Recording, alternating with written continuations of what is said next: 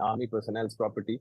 That part is to be condemned. That's exactly what the leadership of Pakistan Tehreek-e-Insaf has done. People is concerned, they're extremely violent at the moment. Why? Because they've got a sentiment for Imran Khan. People love Imran Khan, and in doing so, some people are crossing the line. And I think that should not be crossed. This is exactly what everybody in Pakistan is saying. Pointed out, parallel developments are now taking place. We are now understanding the Supreme Court has rejected the PTI's application in the Imran Khan arrest case. The Supreme Court Registrar Office has returned Imran Khan's application with an objection. Imran Khan could have filed an intra-court appeal against the High Court's decision. That's the objection. Imran Khan did not refer to the relevant forum. That's again an objection. Documents attached to Imran Khan's application are not complete. Another objection that has been made by the court. And the power of attorney attached with the application is also not signed. So because of these multiple objections that have been raised by the Supreme Court, the PTI's application in the Imran Khan arrest case has also now been rejected. Siddhant is now joining us with more details. Siddhant, even as the PTI workers and supporters of Imran Khan have taken to the streets because they feel vandalism and violence is the answer to the arrest, there is a setback for the PTI as far as legal options for them are concerned. Absolutely, and in fact, a lot was relying on Supreme Court in terms of the order which has been kept reserved by the lower court. Now we are getting to know that the registrar of the Supreme Court has raised certain objections on the petition that was drafted by Imran Khan's legal team, and in fact there were some compliances which were missing, and this is perhaps the reason that the entire petition was rejected. But we are still trying to get more clarity on whether Imran Khan can again apply in Supreme Court, or is there any timeline after which he can apply.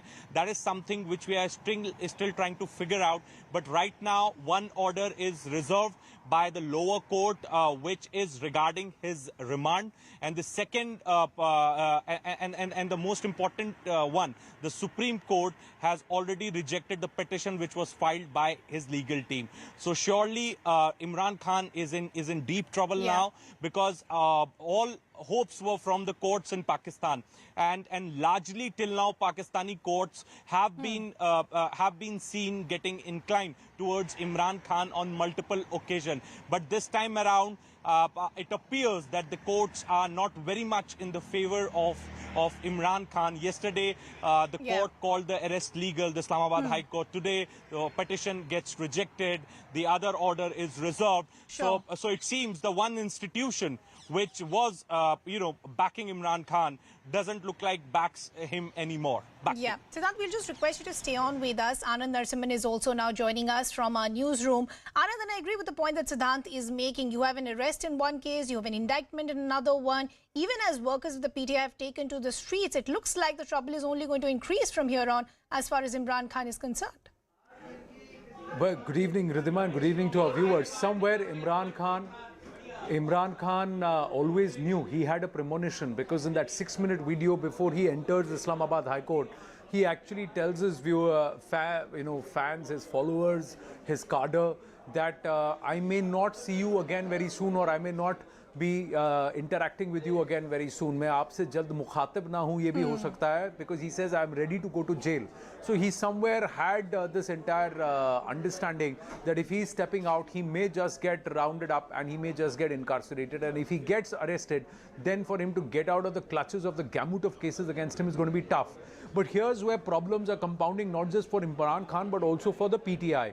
What's happening is his cadre have gone berserk on the streets of Pakistan. It's there for everyone to see, from Karachi to Peshawar to Quetta, across the board, across the country, across the provinces. If in 3 provinces the army has been called in, if the army headquarters in Rawalpindi has been attacked, Corps Commander's house has been ransacked, Nawaz Sharif, one of his properties has been attacked, his son's property, and also even in his own home in Karachi, it's been blocked by containers because there are people who are going crazy on the streets. And those visuals are there. We've been showing it for the last 24 hours. Yeah. If the current government, if it takes all of this on record, moves the Election Commission of Pakistan to deem the PTI and as an unlawful outfit, then PTI may just lose any currency politically and may be declared ineligible as an entity to even contest the elections. Imran Khan finds himself debarred from the National General Assembly, which is equivalent to the parliament in Pakistan, because of his indictment in the Toshakhana case. So that means within days, if not months, this whole or within months if not days, this entire structure of the PTI centered around Imran Khan may just fizzle out, and there may be no political opposition for this current disposition right now. And it's an 8-day remand. And as we speak, the court has now granted an 8-day physical remand of Imran Khan to the National Accountability Bureau. So trouble is only mounting. There is no relief as far as the former Prime Minister is concerned. They asked for 14 days. Yeah. The court has now given 8 days. 8 days is a lot. And in these 8 days, the National Accountability Bureau is going to mount further more evidence, even as some more pronouncements will come against Imran Khan in the courts of Pakistan. See, this is just going to snowball into a huge issue for him.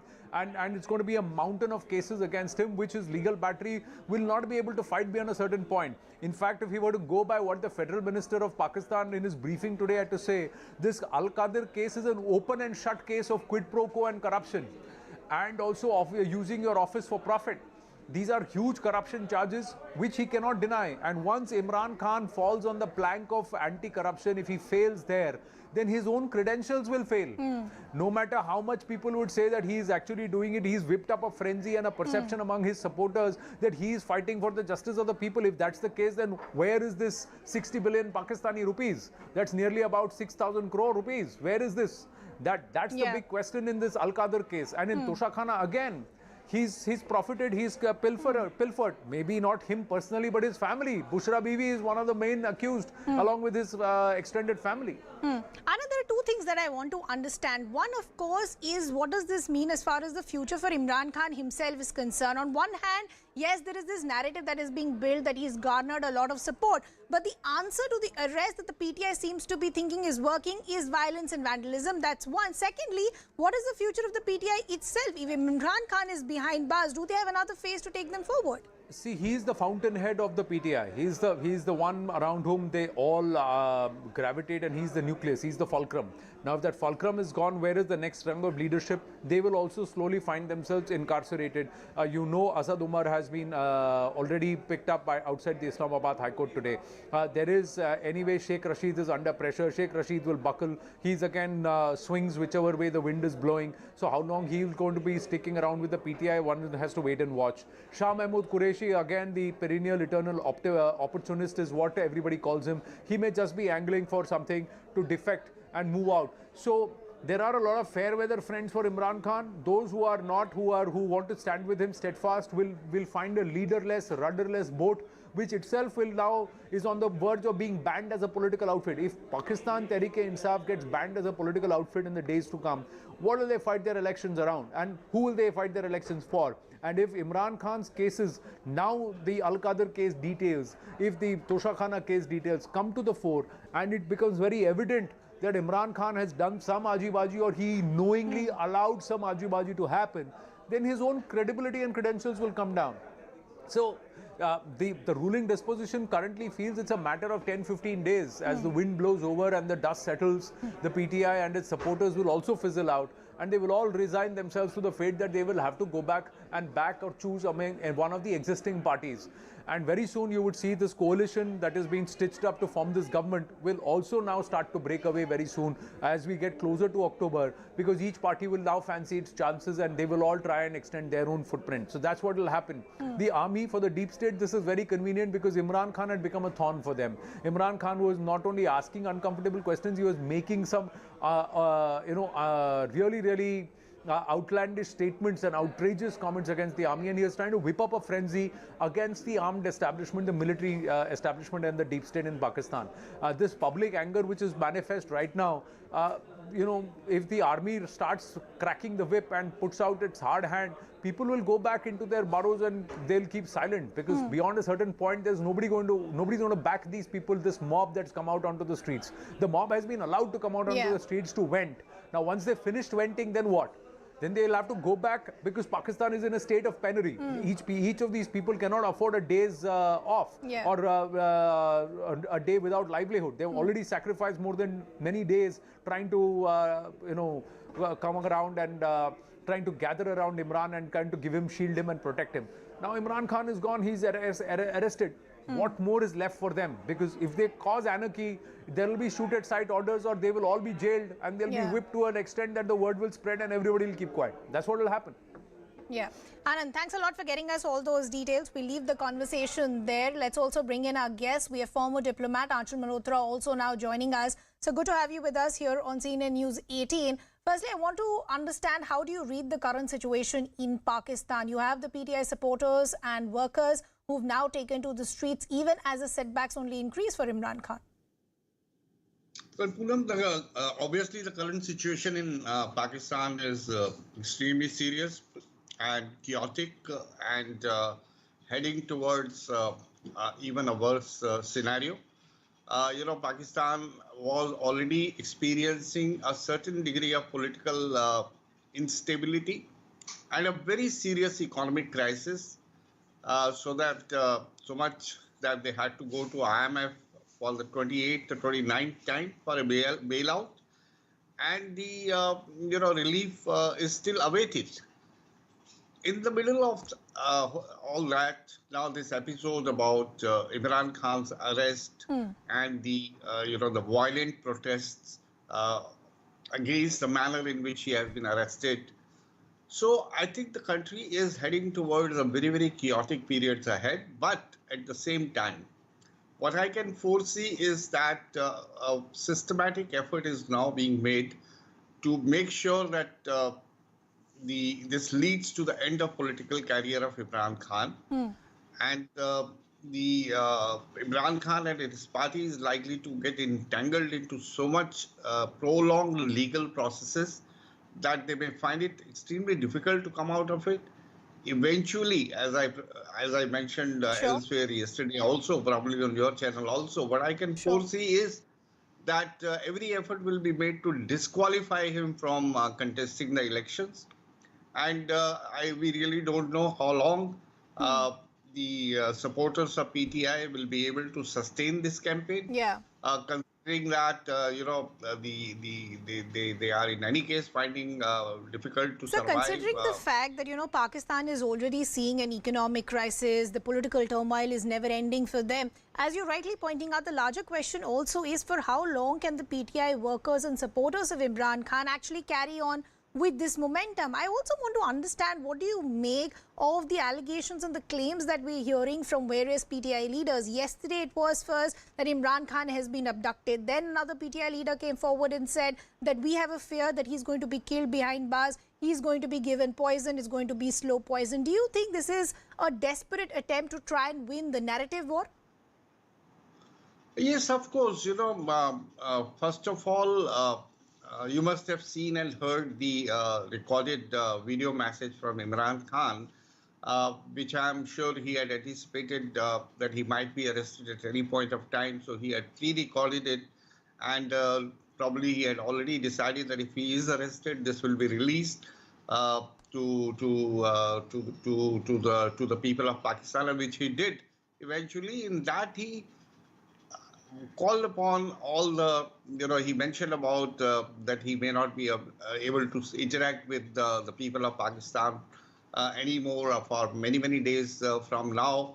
And ultimately, he called upon his own people to come on the streets. He said democracy is buried in Pakistan, and for the sake of the country, they must come on street and protest. So all these leaders are echoing what... Sir, I just apologize for interrupting. I just request you to stay on with us. We have Iftikhar Chaudhary, a leader from the PTI, also now joining us. So we appreciate you taking out the time and joining us here on CNN News 18. Trouble only seems to be mounting for Imran Khan. There is an arrest in one case. There is an indictment in the other. How is the PTI seeing the legal troubles for Imran Khan?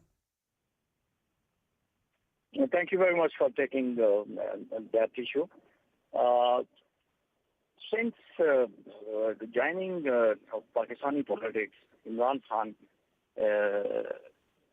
when what do you say that when a captain of the team, he made PTI one thing.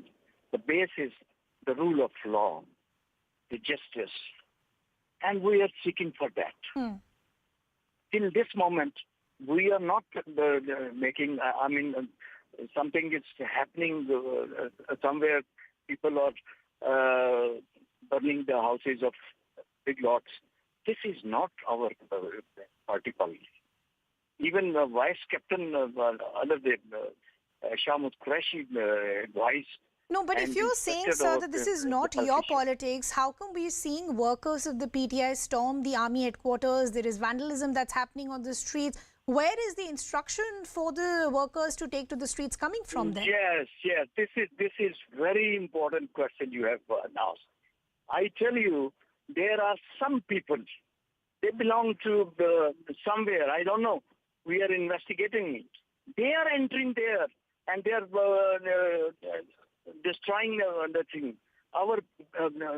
You can't say that our own people or leaders or local leaders come and they are demonstrating in that way. This is not our job. Okay. That's why you remember that Dharna that is about so many days. Even one plant we didn't destroy. This is something strange for us also. We are seeking for investigation. Are you suggesting that some of the workers who we are seeing in these visuals who've taken to the streets and are continuing to protest possibly are not PTI workers? Is that what you're suggesting? There are some people, they enter in between those mobs. This is what is happening. This is what nowadays it's happening. What happened in Iraq? There was no mass destruction found there, but they did it.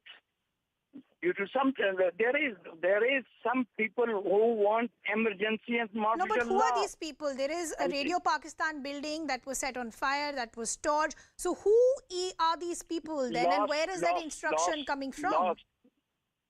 Lost in Dharna days, the PTV people entered in, and finally investigation comes that it was not PTI.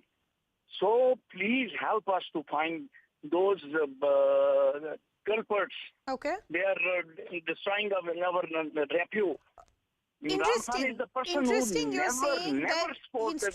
Interesting, sir, that you're saying that the vandalism that we're seeing on the streets is in fact not happening by PTI workers and supporters of Imran Khan. I want to ask you another aspect, which are the kind of claims that have been made by various PTI leaders, that there is a fear that Imran Khan could be killed behind bars and that he could be given poison slowly as well. Why are we hearing this claim from various PTI leaders? Why do you say so?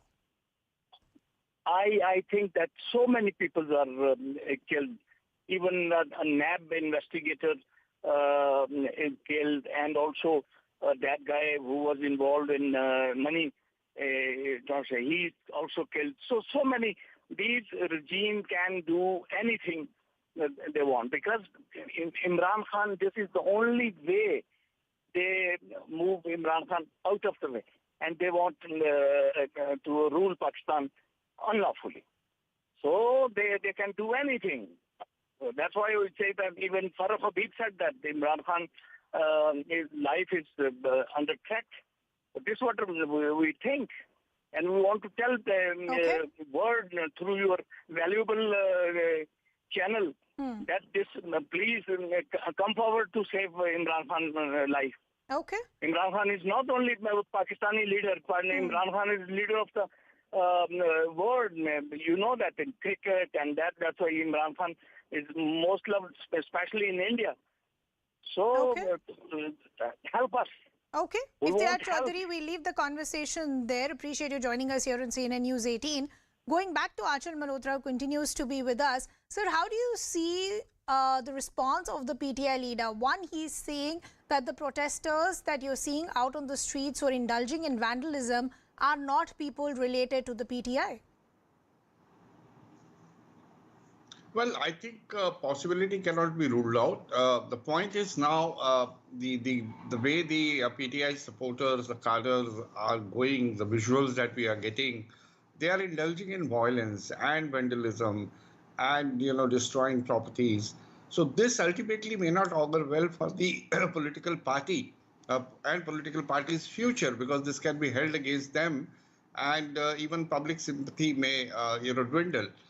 The other side of it is that there is possibly some infiltration into the cadres, and this is all being manipulated and orchestrated to defame the political PTI as a political party, and try and put some restrictions on its operation, and maybe even eventually put a ban on the organization.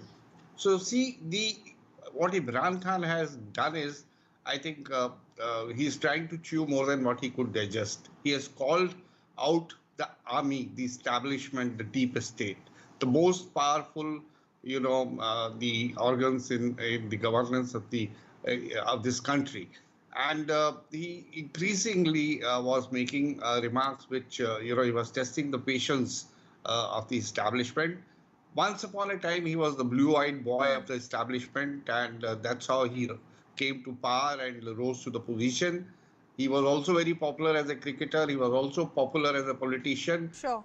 till he became the prime minister. But he did not deliver up to the expectations of the people of Pakistan, because half the, at least half the responsibility for the current economic crisis also goes to is because of his poor performance on the economic front. So once he fell with the General Bajwa when he was already still in service, that was the point from where his downfall started. And eventually we saw him being shunted out. After that, if he had he compromised with the establishment, give and take kind of a scenario, probably he could have continued to exist, and some sort of with his political activity and all that kind of stuff. But I think from the perspective of the deep state, he was getting out of hands. And by looking at the trends, looking at the past history of Pakistan, once a leader has been Sure. upseated, his fate has not been, there's nothing much to celebrate. His Sharifs are making a comeback, but again, the idea for the establishment was because Imran Khan was getting out of hands. But if you don't go too deep into the history, even start from Zulfi Khan Bhutto and many others, in the line, they have either been hanged or persecuted, jailed, exiled. There's a long, long history. So Imran Khan will add to that, and nothing more. So very unfortunate from our point of view. Also, we don't want to see. Sir, I'll just request you to stay on with us, because we're getting another piece of breaking news now coming in. Ex-Pak Foreign Minister Shah Mahmood Qureshi also, in fact, has been arrested. That's the initial piece of information that is just coming in. There are more developments that are now taking place in Pakistan, because the update is that you have the ex-Pakistan Foreign Minister Shah Mahmood Qureshi also, who in fact has been arrested. We'll try and get more details of what really has happened, but that's the update that has just come in. After Imran Khan, we now understanding the ex-Pak Foreign Minister Shah Mahmood Qureshi also being arrested. How do you see the development, sir? Look, I think now it's the turn of the second rung leadership of the party. One way or the other, they are also going to get implicated. And the idea is to, create a situation where PTI will be, leaderless, and they will have nobody to guide them. And over a period of time, maybe within a week or less than that, there will be signs of fatigue, and either this, demonstration, this agitation and all that will peter out. Also for economic reasons, because most of them are poor people, low class, middle class. How long can they sustain? I mean, they have to work day in and day out to earn their livelihood. How long they can be on the street? And so you see, this is how I look at it. You will find you will see many more second-rung leaders also being, put behind the bars on one text or second the class of other. leaders also now being arrested, Shah Mahmood Qureshi being the first of them. So we'll just request you to stay on with us. Anand is now back with us. Anand, any other details that you're picking up? Well, there are multiple cases against Shah Mahmood Qureshi, and this is soon after Asad Umar has been now arrested right from the Islamabad High Court. Shah Mahmood Qureshi, earlier in the day, he is the former foreign minister of Pakistan. He's also a close aide of Imran Khan. Many thought that he will try and regroup and assume the leadership of the PTI and somehow continue to organize these protests. He was the one who claimed that Imran Khan had been hit on the head and also hurt on his leg by the park rangers when they tried to take him away. But all those claims now fall flat, and this is going to happen. What will happen is, once Imran Khan is out of the equation, the leaders who are around him, that close-knit coterie that was calling the shots, and his favoured ministers who are also implementing his strategies as far as PTI and the assault against the army and the ruling disposition is concerned, they will also be removed out of the equation. There have been cases against Shah Mahmood Qureshi and the others, which are multiple cases that have already been in place. Now we just need to get confirmation on which case Shah Mahmood Qureshi has been arrested at this point. But there has been an FIR in the past in March that blamed Imran Khan and Shah Mahmood Qureshi for action of the PTI activists, and this was in Lahore when that Zama Park violence happened. He has been named, Shah Mahmood Qureshi has been named under very serious sections where because the PTI workers announced that they were obeying the orders of Imran Khan and Shah Mahmood Qureshi when they were causing the large-scale disruption, law and order, attacking the local police and denying them any access to Imran Khan to serve him a warrant and also to summon him to court. So at that time they said that the entire anarchy and public unrest that was witnessed, PTI activists and PTI supporters had said that we are doing what Imran Khan and Shah Mahmood Qureshi have told us. So for disrupting public order, putting security of people and lives at peril, damage to public property and various other cases, and deliberately trying to incite riots and social disharmony as per the Pakistani Penal Code. These sections and these cases have already been lodged against Shah Mahmood Qureshi. But these cases are just a fall-by. Point is that once they are incarcerated, and if Imran Khan himself is now going to get stuck in a web of cases, then Shah Mahmood Qureshi is not far behind. So it's the top rung of the PTI leadership which will now find itself being targeted, being arrested, so that PTI itself fizzles out. This is something which we've been discussing, and I've been saying the same thing. This is what they're going to do. Gradually, they are going to, the military establishment there, along with the ruling disposition, is going to remove PTI or Pakistan Tehreek-e-Insaf as a political entity out of the equation. That means the leaders also will have to be moved out of the equation. So Anand, I just essentially want to understand, you have Imran Khan under arrest, you have a close aide in Shah Mahmood Qureshi also now facing some sort of action. We'll still try and get more details of what the particular case is. There is vandalism that's happening on the streets already. Is it now a possibility that emergency could be imposed to try and contain the law and order situation? See, at this point, the Section 144 has been imposed all across Pakistan. So any group of people, more than 4 people assembling, is unlawful assembling. So it's quite literally a state of emergency. But Pakistan, if things don't settle, if law and order does not return, if there is absolute anarchy on streets on display another 24 hours, then Shahbaz Sharif will be forced to declare a national emergency. But so far as we are concerned here at CNN News 18, we're given to understand that the army and the government, which are together on the same page on trying to curb the situation, do not want to declare national emergency. So they are hoping that in the next 24 to 48 hours, not only will leaders be rounded up of the PTI, but this entire epicenter or the masterminds who are orchestrating these protests, they will also dissipate. The public, once it has vented out its anger and when it sees the hard hand of the army falling out and the army starting to patrol the streets, people will stop this lawlessness, arson, loot, etc. on ground, and automatically things should come under control. That's what the expectation is over the next 24 to 48 hours. So far, we are on the verge, Pakistan is on the verge of a civil war, but civil war is not broken out. And it's on the verge of declaring a national emergency. That's not happening. But Section 144 remains clamped pan-Pakistan, across Pakistan. Yeah, Anand, we leave the conversation there. Appreciate you helping us with all those details. Would like to thank former diplomat Achal Malhotra as well. A lot of developments taking place. We'll keep tracking all those developments. For now, we're slipping into a very short break.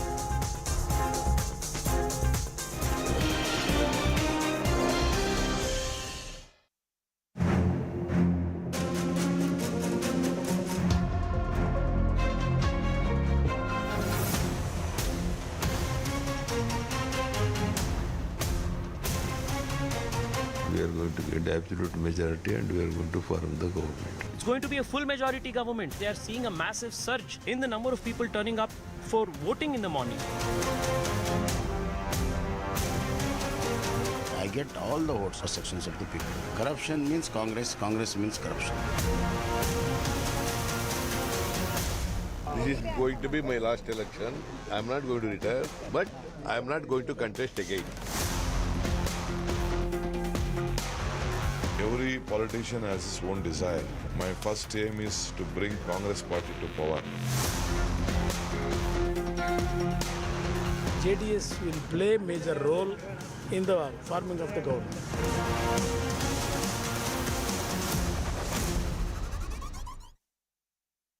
From the voters, sir. What is your appeal from the voters? This is Karnataka. This is Karnataka. The official language is Kannada. You are all asking questions in English. ಮನವಿ ಅಂತಂದ್ರೆ ಎಲ್ಲ ಮತದಾರರು ತಮ್ಮ ಮತ ಚಲಾಯಿಸಬೇಕು ಮತ್ತೆ ರಾಜ್ಯದ ಭವಿಷ್ಯ ಗಮನದಲ್ಲಿಟ್ಟುಕೊಂಡು ಚಲಾಯಿಸಬೇಕು. ಯಾರು ಪ್ರಜಾಪ್ರಭುತ್ವ ಉಳಿಸ್ತಾರೆ, ಯಾರು ಸಂವಿಧಾನ ಉಳಿಸ್ತಾರೆ, ಯಾರು ರಾಜ್ಯ ಅಭಿವೃದ್ಧಿ ಮಾಡ್ತಾರೆ ಅವ್ರಿಗೆ ವೋಟ್ ಹಾಕಬೇಕು ಅಂತಕ್ಕಂಥದ್ದು ನನ್ನ ಮನವಿ. ದೊಡ್ಡ ಮಟ್ಟದಲ್ಲಿ ಹಣ ಸೀದಾಗಿರುವಂತದ್ದು ಚುನಾವಣಾ ಆಯೋಗ ಮಾಡಿದೆ. ಅಲ್ಲಿಗೆ ದೊಡ್ಡ ಮಟ್ಟದಲ್ಲಿ ಹಣದ ಒಳೆ ಹರಿಬಿಡ್ತಾ ಈ ಬಾರಿ ಯಾವಾಗಲೂ ಹರಿತದೆ, ಹಣ ಇರ್ತದೆ, ಇಲ್ಲ ಅಂತ ಹೇಳಲ್ಲ ನಾನು. ಈಗ BJP ಅವರಿಗೆ ಹಣ ಬಿಟ್ಟರೆ ಏನಿದೆ ಹೇಳೋಕ್ಕೆ? ವೋಟರ್ಸ್ ಹತ್ರಕ್ಕೆ ಹೋಗೋಕ್ಕೆ ಏನಂತ ಹೇಳ್ತಾರೆ? ಹೋಗಿ ಏನು ಮಾಡಿದ್ದೀವಿ ರಾಜ್ಯಕ್ಕೆ ಅಂತ ಹೇಳ್ತಾರೆ. Except that they are having money. Development ಮಾಡಿದ್ದೀವಿ, ಏನು ಡೆವಲಪ್ಮೆಂಟ್ ಮಾಡಿದ್ದೀವಿ ಅಂತ ಹೇಳ್ತಾರೆ. ಒಂದು ಮನೆ ಕೊಡೋಕ್ಕಾಗಿಲ್ಲ ಇವತ್ತಿನವರಿಗೆ. 7 kg ಅಕ್ಕಿ 4 kg ಮಾಡಿದ್ದಾರೆ. ಯಾವುದೇ ನೀರಾವರಿ ಪ್ರಾಜೆಕ್ಟ್ ಮಾಡಲಿಲ್ಲ. ಏನು ಮಾಡಿದ್ರು? The former chief minister in Varuna, after casting his vote, asking the present media there to ask him questions in Kannada first and not in English. The tall Kuruba leader and the pollsters say that he still holds sway over the Kuruba votes. One of the most popular faces in Karnataka, popular faces of the Congress party. He said this is his last election. He says that almost every election in the recent past, but he's still there in the fray. And he still eyes that chief ministerial post. He still believes that the Congress party cannot look beyond him if the Congress gets the mandate. That is the strength and the sway of Siddaramaiah ji, not just in Varuna, but amongst his core caste votes, that is the Kuruba votes. Do other leaders hold similar sway? Perhaps the only one to parallel or match him is B.S. Yediyurappa with the Lingayats. Even D.K. Shivkumar doesn't hold that kind of sway among the Vokalikas, but Mr. H.D. Kumaraswamy does. So these caste-based breakups, is that what is going to dominate the discourse in Karnataka, or are the voters this time going to buck the always trend and rise above their caste leanings and vote for real issues? It's a big question. But more importantly, they should come out and vote. That's one of the first appeals that even Siddaramaiah ji has made, that people should come out and vote. B.S. Arun joining us at this point. Varuna, his bastion, he continues to remain very popular. His son Yatindra is also reaping the benefits of rising in Siddaramaiah's shadows. But is this going to spill over pan Karnataka, B.S. Arun? Does the Congress have the edge and will they get the mandate? or has the voter decided differently this time? Well, it's very difficult to say, and only May 13th will prove which way it has gone. But the thing is, both the parties have strived their best, especially the BJP over the last 1 week, thanks to some of the follies made by the Congress. And they seem to have taken the advantage. But whether that advantage, the Prime Minister's very, very successful road shows, will they actually translate it to votes? But that we need to see. The Congress has not lagged behind, and they have raised the issues, especially the people's issues, the ground issues, the issues that bother people, like price rise, like corruption, infrastructure problems in the rural areas. These have been raised by Congress, but how far the voters will get swayed by that, or whether they will go by the narrative made by the BJP relating to polarization issues, that we need to see. Absolutely, B.S. Arunji. What issues dominate, and where does the voter actually lean towards? Has Basavaraj Bommai in his limited time period been able to do enough all across Karnataka to buck the 40% corruption charge and also to win the confidence of the BJP voter? Will the BJP voter turn out to vote? The Congress voters, will they rise above their factions, or the individual leaders among their caste heads be able to exert enough influence? Will this fight between Khadge, DK Shivkumar, Siddaramaiah actually hurt the Congress? Will those calls that they made in the last leg, did they peak too early and then after that tail out just as the BJP caught wind, and did the Prime Minister maximize? Will that matter? We'll have to see. But what matters today is that the voter has to go out and cast her ballot. There are 112 assembly constituencies where the women voters outnumber the male voters. So the Mahila vote is going to be very, very important. Let's look at the voter trends so far. What have been across elections for various parties the trends? For the BJP, it has moved from 34% to 42% and then slipped to 20% in 2013. 2014, they broke back into the 40s and then slipped to 36%, below the 40% mark. But the 2019 Lok Sabha elections, they went up to 52%.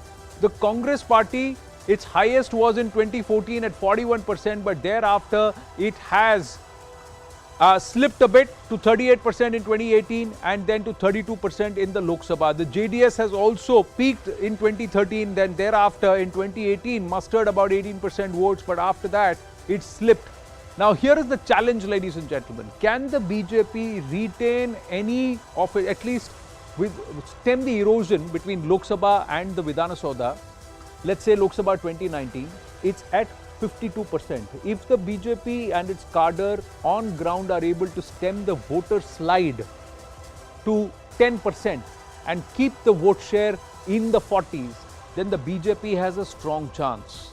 If the Congress party is able to then eat into the votes that went to the BJP during Lok Sabha 2019 and pull those votes and get in another 10% vote share while holding on to its 32% in 2019, then the Congress is in pole position. These are the key considerations. The spoiler is the JDS. Will it get the kind of traction that it got in 2019?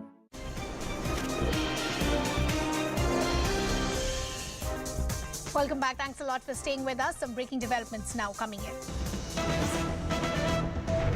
The UP Chief Minister Yogi Adityanath has now met the team and the makers of the movie The Kerala Story. The director Sudipta Sen has thanked the Uttar Pradesh Chief Minister for making the movie tax-free. Vipul Shah, the producer of the movie, has gone on to say, the Uttar Pradesh government has made the film tax-free. We would like to thank the Chief Minister. The film shows and exposes the terror module. Political parties need to decide whether they're against the women or whether they stand with them. Let's listen in. देखिए, हम जैसे अभी हमें ये लगता है कि हमने एक फिल्म बनाई है जो एक लड़कियों की समस्या को लोगों के सामने ले आ रही है, एक टेरर के मॉड्यूल को एक्सपोज कर रही है। तो हम सिर्फ ये कहना चाहते हैं कि हर पॉलिटिकल पार्टी ये तय करे कि क्या वो उन लड़कियों के साथ है या वो उन लड़कियों के खिलाफ है। अगर आप एक लड़कियों के इस प्रॉब्लम को एक्सपोज करती हुई फिल्म को बैन कर रहे हैं तो आप हर लड़की को क्या मैसेज दे रहे हैं? आप हर लड़की को क्या कह रहे हैं कि गवर्नमेंट का रुख क्या है, ये गवर्नमेंट को सोचना चाहिए जो ये डिसीजन ले रहे हैं। फिल्म है, ये कोई लड़ाई करने का अखाड़ा तो है नहीं, लोग देखना चाहते हैं और लोग देख भी रहे हैं। तो पश्चिम बंग के लोगों के इस फिल्म देखने से मना करके ये एक बेसिक ह्यूमन राइट को लंघन करना लगता है कि ये सबके अधिकार है ये फिल्म देखने का, अधिकार कार्व करने का नहीं करना चाहिए। हमने अभी माननीय मुख्यमंत्री योगी आदित्यनाथ जी को धन्यवाद बोलने आए थे कि ये टैक्स फ्री करके उत्तर प्रदेश के लोगों को ये फिल्म देखने की मौका, ज़्यादा से ज़्यादा लोगों को देखने की मौका दिए हैं, इसलिए हम उनसे आभारी हैं। Let's also now bring in our colleague Pranshu, who's joining us on the broadcast. So Pranshu, on one hand, you have states like Madhya Pradesh and Uttar Pradesh who've decided to make the movie tax-free. On the other hand, you have state governments like West Bengal who've decided to take a tougher stand on the movie because they're questioning whether this is reality or just propaganda. What is the rationale being used by state governments like Uttar Pradesh, or why they would want people to see the movie? Well, there's clearly the politics which has now started on the Kerala files, and we clearly see a BJP versus non-BJP divide. Almost similar case like in the case of Kashmir files, where we saw movie being banned or criticized by the opposition leaders, endorsed by the BJP leaders, and also the BJP ruled states. Same is happening here. So I think this is also about the larger political ideology which these political party claim allegiance to, and that's the reason why BJP clearly feels that this movie shows the reality. It is not a propaganda as being claimed and alleged by the opposition like Mamata Banerjee and others. And that's the reason it has been made tax-free. Now, movie, of course, will also be seen in a special screening that is likely to be held on 12th of this month at the Chief Minister's office and would be watched in by the Chief Minister and all his cabinet colleagues. So the message out is very clear that this movie is being endorsed by the state governments, by BJP, of course, as a political party, and it is being opposed by all those forces which stand opposite to the BJP when it comes to the political approach and the political ideology. So I think the Bollywood, this movie clearly is now seeing political overtones, and the fact that movie has been made tax-free in states like UP and Madhya Pradesh clearly goes on to show the political divide over the movie. Pranshu, we'll leave the conversation there. Thanks a lot for getting us all those details. Shifting our focus to Karnataka then, where voting for 224 assembly constituencies took place in Karnataka today. Voting will happen till 6 p.m. A total of around 2,615 candidates are in the fray. Over 5 lakh people are eligible to cast their votes. All three major political parties in the states, be it the BJP, the Congress or the JDS, have put in their efforts to try and woo the voters, making promises and levelling accusations at each other to secure a majority in the state. The ruling BJP is eyeing to script history, while the Congress eyes a comeback ahead of the 2024 Lok Sabha polls. The voter turnout till about 3 p.m. was over 50%.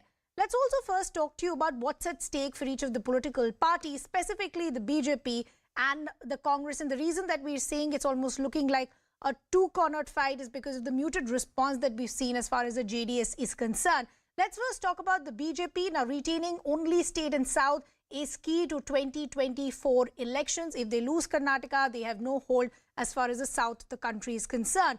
It also shows the stability in state contribution, because remember, a state like Karnataka has a contribution to India's GDP anywhere between 8 to 10%. A win could also blunt the graft allegations against the BJP, like the 40% Sarkara, the PCM campaign that we saw by the Congress party. It could also blunt the anti-incumbency with a double-engine pitch. Also, they will be able to script history if they come back to power because of the pattern that we've seen in Karnataka in the past. Also, needs to tide over recent rebellions, and the people have decided to jump over to the Congress, the likes of Lakshman Savadi, Jagdish Shettar and others. That's as far as the BJP is concerned. Let's now talk about what's at stake as far as the Congress party is concerned. It is extremely important for them to try and stay relevant even as far as the national picture is concerned because of the low electoral success that they've seen in the past. Secondly, no Congress government in any of the South Indian states presently, so Karnataka becomes even more important. A win could also be a morale booster for the cadre. If you have a win, you will have more momentum going towards 2024. Now, why this is also important is because of the numbers here. Karnataka sends as many as 28 Lok Sabha MPs, and that is why it becomes even more crucial as far as the national picture for 2024 is concerned. A good show will impact the BBMP polls, which will happen in December, but a loss may further fuel infighting within the party that is already a headache as far as the Congress party is concerned. So high stakes for both political parties as far as the BJP and the Congress is concerned. As we pointed out, till about 3 p.m. the voter turnout was just a little over 50%, somewhere around 52%. But over 5 lakh people were eligible as far as voting for Karnataka is concerned. The verdict will be out on the 13th of May. For the BJP, as we pointed out, because we've seen a revolving door situation in Karnataka, so will they be able to break that pattern and retain their position in Karnataka? That is one aspect. For the Congress, as we pointed out, because of the low electoral success, the infighting that we've seen in the party, it will be important for them to have some sort of momentum going as we move towards 2024. What really are the big issues as far as Karnataka is concerned? Allegations of corruption, we've seen allegations being made from both sides. As far as infrastructure, development, potholes, those become important talking points as well. Over the last few weeks, we've seen a lot of narrative over quota wars, the promises that have been made by the BJP, the promises that have been made as far as the Congress party is concerned. Will all of this have an impact as far as the voter is concerned? We'll know the result on the 13th of May. High-stake battle as far as Karnataka is concerned. Around 6 o'clock, you will have the polling that will end. Because remember, why this is important is you can only criticize and complain for the government if you've decided to go out and vote. And that is what we heard from Narayan Murthy quite early in the day, that first you go and cast your vote and then you earn the right to complain or criticize. Let's also now bring in our colleague Ritu, who's been tracking these developments for us since morning. Ritu, just help us understand, what does the voter turnout look like? Well, so far what we are really given to understand is that the state turnout has been, the voters turnout in the state had been around 65%. But moreover, you see just around now 20 to 25 minutes left for the voting to get over. It needs to be seen that how many of them will be rushing at the end moment. However, we did see, as you pointed out, that, Narayan Murthy, Sudha Murthy, many Kannada celebrities as well coming out, requesting people to come out in a huge number and also get along their family members and friends and neighbors to vote, because this is their right. The vote is their right, and it's a democratic setup, that one really needs to ensure that they cast their vote, because as you again mentioned, you see, one really has the right to complain about their votes only when they go and vote. So that's a clear-cut picture that one really must see before even thinking about it. But however, as you said, it's really going to be interesting to see that on May 13th, who is really going to win, which party is going to come back to the power, whether it will be BJP, Congress or JDS who will emerge as the kingmaker this time. All three parties look very confident, while the JDS goes on to say that this time the numbers might be not double but triple, that the numbers might come out. But however, the Congress, who's very much confident about their manifesto, they say that they have stick to the local issues. It's the state election, in fact. So that is really going to work in their favor. And BJP is a 40% corrupt in a government, in the party, in fact. So the people won't be casting vote for the BJP. Yeah. On the other hand, the BJP says that what really matters to the people is the development. So it's the double engine Sarkara who has ensured that people will be getting more development in the future, and thus they should go by BJP. Okay, so the votes have been cast. The verdict is now going to be sealed, and we'll know the final outcome on the 13th of May. Ritu, we leave the conversation there. This, of course, is a big story. The big numbers, the poll of polls, the exit polls also coming up here on CNN News 18. It's a wrap from my side. We're slipping into a very short break. Don't go anywhere.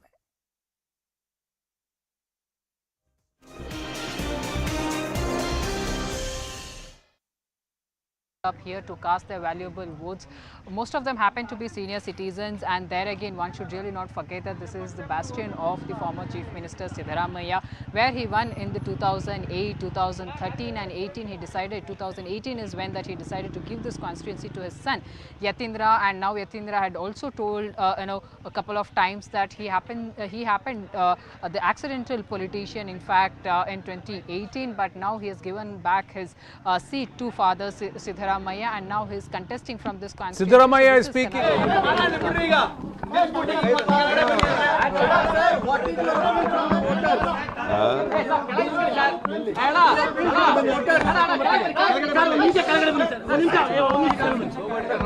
ಅಲ್ಲ ಆಚೆ ನಡೆ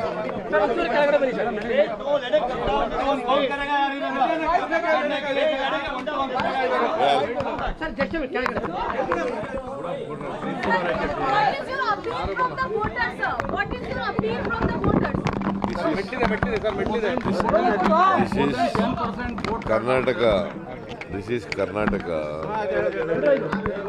The official language is Kannada. You're all asking questions in English.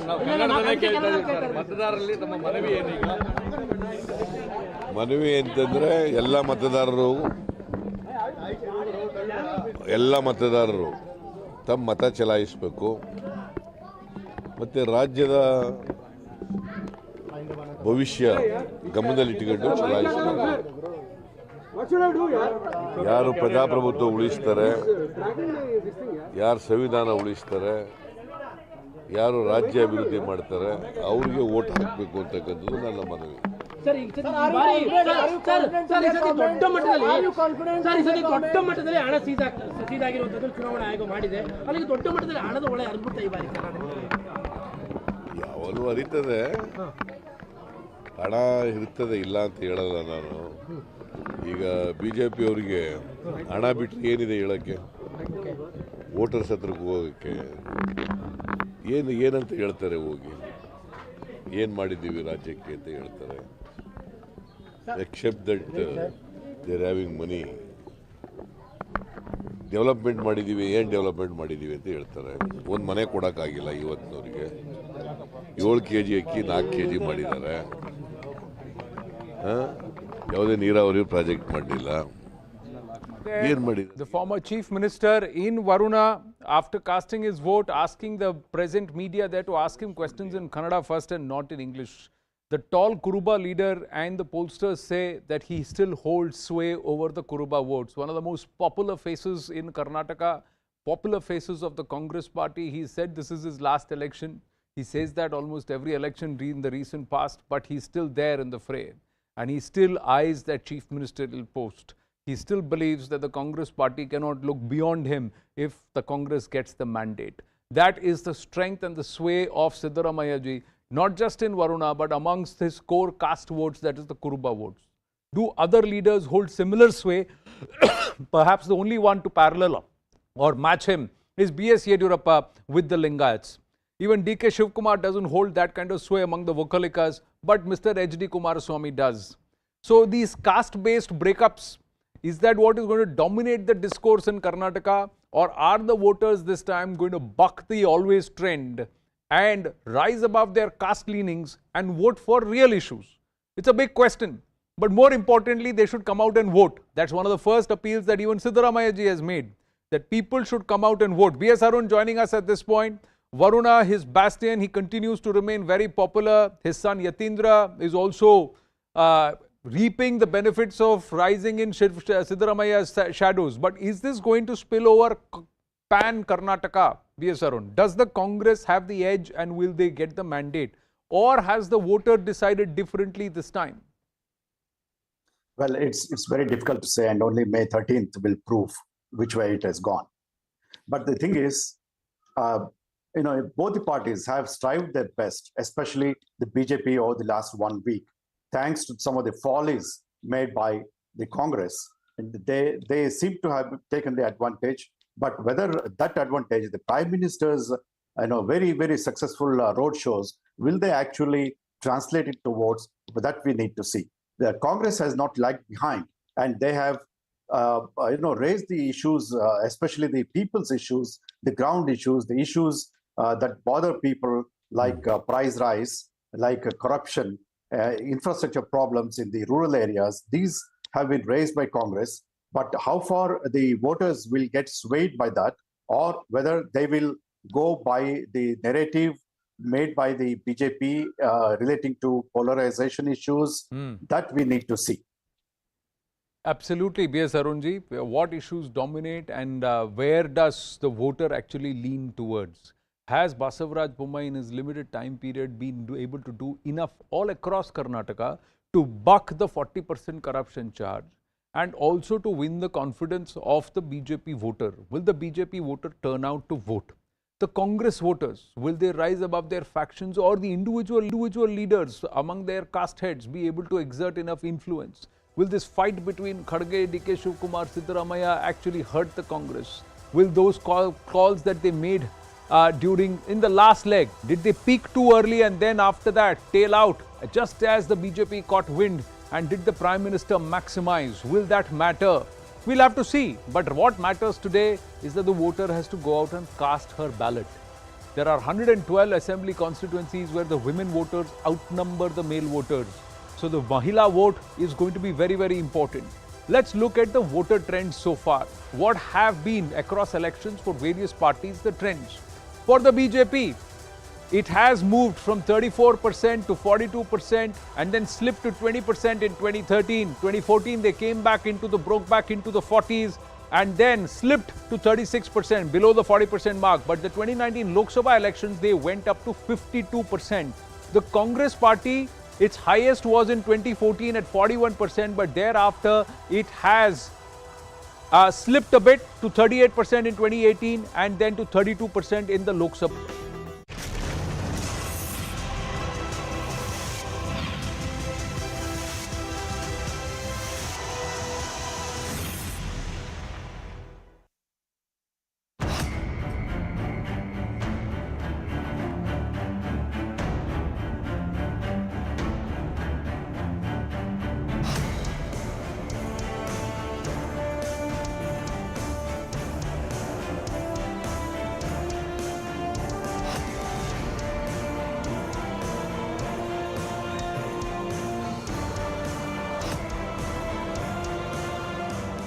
Polling booth में button दबाओ ना, तब जाए बजरंग बली बोल करके सजा दे जनाई।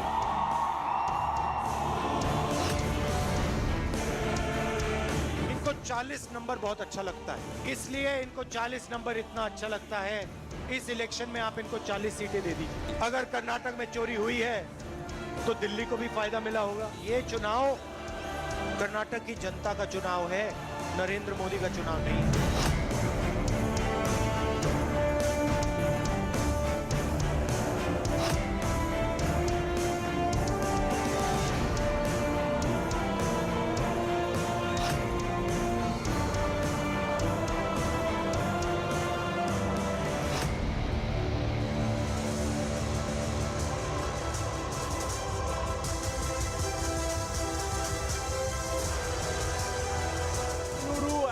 Hovering right on top of that, ladies and gentlemen. This is an election experience like never before, because these are polls like never before in Karnataka. Hovering around the Bengaluru city, we welcome you aboard Air Alexa and the election news coverage on CNN News 18. Namaste, Jai Hind, I'm Anand Narsimhan, and with me, Zaka Jacob and Maria Shakil.